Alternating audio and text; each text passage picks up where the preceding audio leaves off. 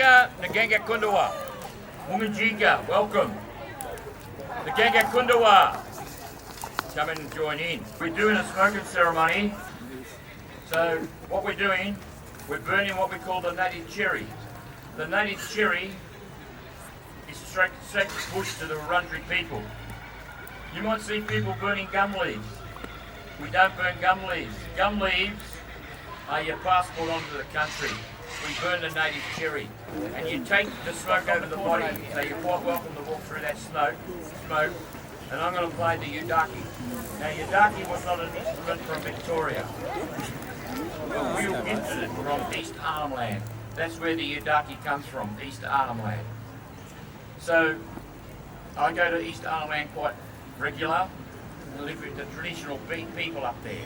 And the people up there, they just have so much respect for culture and history. They still live their traditional way. Okay.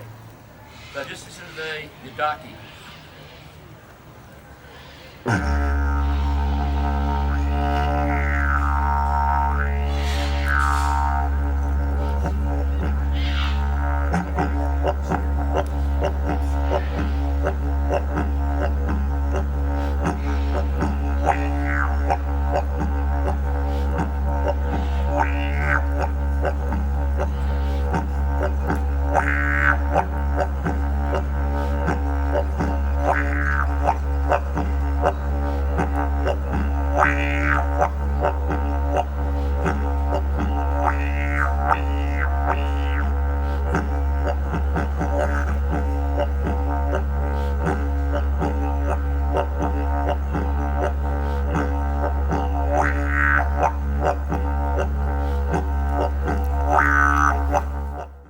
Welcome to Eastern Newsbeat. This is Tricia Ziemer reporting.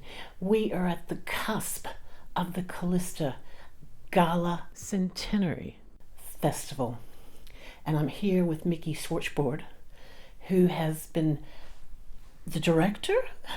Probably event coordinator, I guess. A shepherd bringing people together. It's been, quite a few hats actually, yeah. So how long's it taken to put this festival together? Oh, well, we started, we've had 10 planning sessions. I think we started not quite a year ago, probably about 10 months ago. Starts with an idea and then we go looking for funding and seeing, had to get onto that last year already. And we've had a planning committee, so a centenary planning committee, and with a wonderful mix of historians and local enthusiasts and some great volunteers who've been putting in a lot of hours behind the scenes to pull this event off. Yeah. Now, what's it in celebration of? Yeah, so the Kallista Centenary. Kallista, back in 1925, was formerly called South Sassafras. And so it was settled by Europeans, it was settled in the 1890s. And through to the 1920s, it was South Sassafras. But as we know, Sassafras is up on the hill and Kallista is, down below. And they often got mistaken. So a lot of the mail and parcels and things which were heading to which was supposed to end up in South Sassafras, ended up at the top of the mountain. People's food got spoiled. There was a lot of confusion around it. And also over time, the community developed its own character. It had a very unique and distinctive character. So there was much debate between the residents at the time about whether they should change their name, but ultimately the decision was made. And then on the 1st of April 1925, they had a gala event back then, and the name was changed to Kallista. The name Kallista means most beautiful, and that was chosen back then by one of our visitors who frequented the hills quite a lot, Edie Eastor. She was a teacher of Greek classics. Take me through the day. How's it going to go? Going to start off at 2 p.m. In the afternoon, and that's with Uncle Murrindindi holding a welcome to country at the main stage. Really looking forward to that. There should be a smoking ceremony, weather permitting, as part of that. Uncle Murrindindi's been a regular visitor to Kallista. He's come and supported the relaunching of Kallista Market. And then after that, Uncle Murrindindi's going to hold a yarning circle just off to the side where people who'd like to come and meet him and find out a bit more about culture can come and have a chat with Murrindindi. After Murrindindi leaves the stage, there'll be Dandong Rangers Music Council. They've got their hot jazz orchestra who have been rehearsing for this day. They play 1920s music, so we're so happy to be able to offer them a stage in Kallista for that. And it's great to work with community groups, and the Dandong Rangers Music Council do so much for music in the hills that any opportunity to collaborate together is great. Another highlight in the hall, there'll be a sweet sassafras choir. I believe they're going to be dressed up very nicely, and we're encouraging people to dress up. So hopefully you'll see lots of people dressed up in 1920s. And at 3 o'clock, we've got Monbulk Historical Society launching a history book that they've written about Kallista in honour of the centenary, and that's a great achievement by them. There's a lot of photos to document the history. And it's really, I think, showcasing the village over since its inception. Thank you to them for doing the mad dash to get this publication out in time for the event. So it's going to be a real treasure trove. Absolutely, and people can pick up copies from that at the event or afterwards.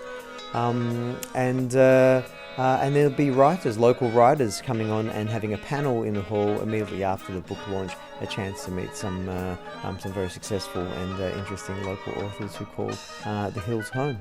Yeah. Now, apparently it's a 1920s theme as well, so there's going to be a fashion parade, and I'm going to be changing into my dolled up gear for sure. What about you? I'll make a bit of an effort, but I've got to be so busy. You'll see me in high vis, which is not very 1920s. I don't think they wore high vis back then.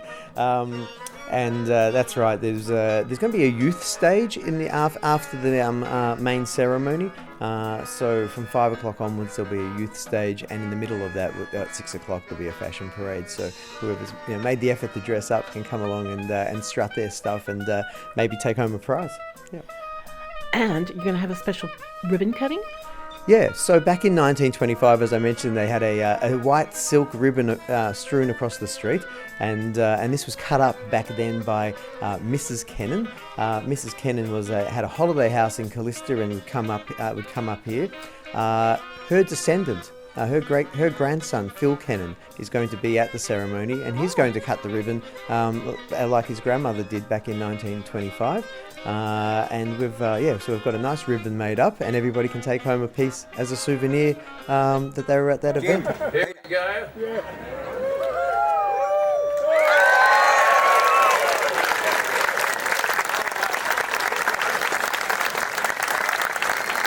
Thank you all